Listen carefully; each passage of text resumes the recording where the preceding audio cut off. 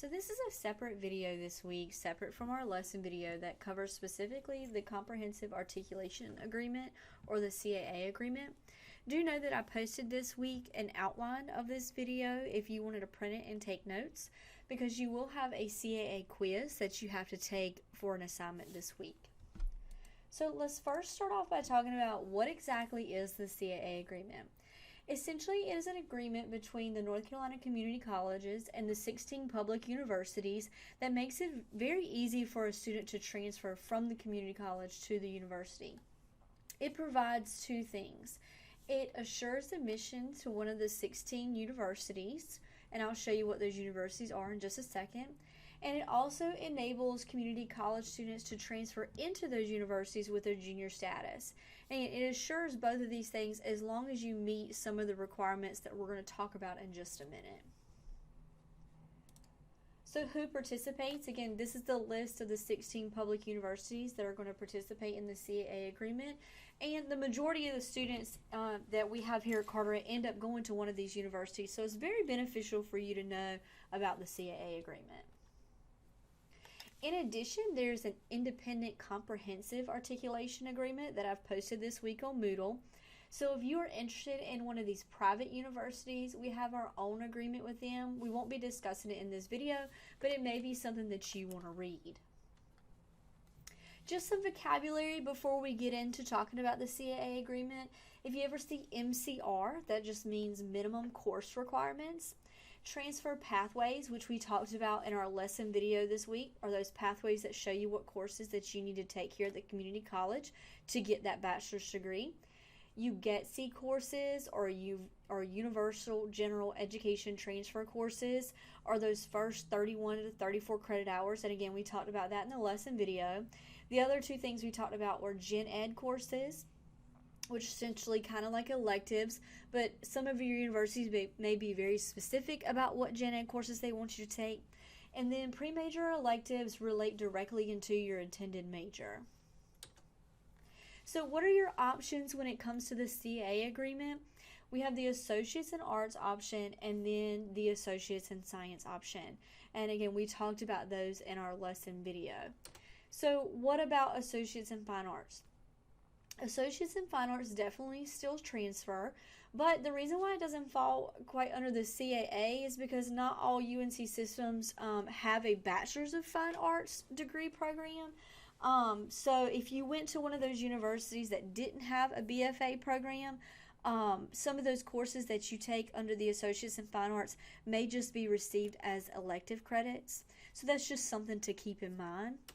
And then what about Associates in Engineering? They have their own articulation agreement because, again, not all 16 public universities have that Bachelor's in Science of Engineering. So if Associates in Engineering is something that's interesting to you, I've posted this week the articulation agreement specifically for engineering. And do note there, down there at the bottom, ECU, NCA&T, NCSU, UNC Charlotte, and then Western Carolina are the 5 universities that we have that articulation agreement with. So what courses are protected by the CAA agreement? And by protected, I mean you're ensured that when you go to the university that they're going to accept these courses. So the ones that we've mentioned before, your UGET-C courses, your universal general education, your gen ed courses, and then your pre-major electives. As long as you are taking from that list and you earn a grade of C or better, they will transfer to that university. Something that you want to be very careful with is which classes that you choose. And again, that's why we had our lesson video this week on degree pathways. Because take, for example, a student that wants to go to state for engineering, but they're taking elementary education classes. That's fine for our like Associates in Arts or Associates in Science degree. Those will count actually as electives, but they're not going to reduce your coursework for a degree in engineering. So you want to make sure that the classes that you're choosing, although I'm going to give you, you saw that list of classes that you get to choose from, you want to take classes that relate to your intended major. Who is eligible for this agreement? So you must graduate from a North Carolina community college in order to be underneath that umbrella of the CAA agreement. So if you transfer early, by all means, that is fine, but you're not protected by the CAA agreement unless you complete those two degrees or one of those two degrees. You must have an overall GPA of at least 2.0, and you must have a grade of C or better in all of your CAA or transferable courses. So just some important facts about the CAA agreement. If you get that Associates in Arts or Associates in Science degree with that C or better, or at least a 2.0, and you take those transfer classes, you will transfer with a junior status. You will also complete those lower divisional general education requirements, so basically your freshman and your sophomore year of that university.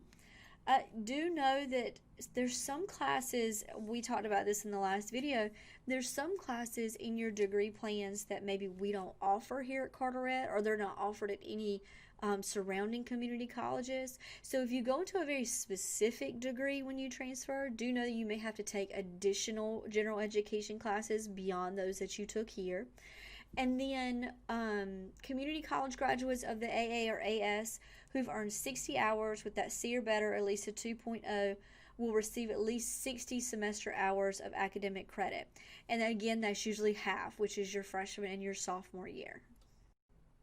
Again, it's important to mention that if you go into a very specific program, so for example, if you went into something like nursing, you may have to take additional courses in order to get into that program that aren't part of that 60 semester hours that you're going to take here at the community college. Also, it's important to note that if you take classes here at the community college above that 60 credit hours and you don't get a C, it won't negate the provisions of the CAA agreement. So let's say you've got 60 credit hours, they all have at least a C or greater, and then you decide to take another class and you don't get at least a C, it won't negate those provisions. So Transfer Assured Admissions Policy, TAP, is part of the CAA agreement.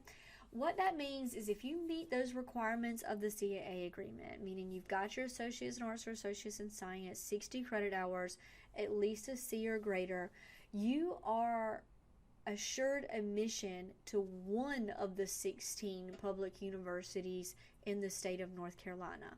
It is not saying that you get admission into a specific campus or a specific program or a specific major.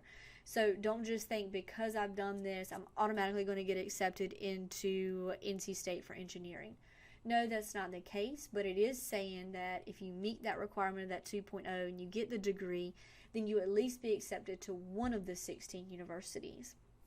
Again, you've had to at least get your AA or your AS. You must meet those requirements of the CAA, must be at least a 2.0.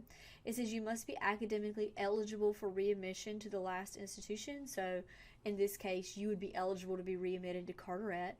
It must meet all the judicial requirements, and then you must meet all the application requirements. So you can't just say, oh, I've met the requirements of the CAA agreement, I don't have to fill out an application to get into the university. That's not what it's saying. It is saying you're guaranteed admission as long as you meet those admissions requirements. An appeals process, so let's say you've met all the CAA requirements, you turned in all of your application information, and either one of two things, you're not being admitted into any of the 16 universities, or you have a university that is not accepting your credits like they should. There is an appeal process, and that is posted this week on Moodle if you find yourself in that situation.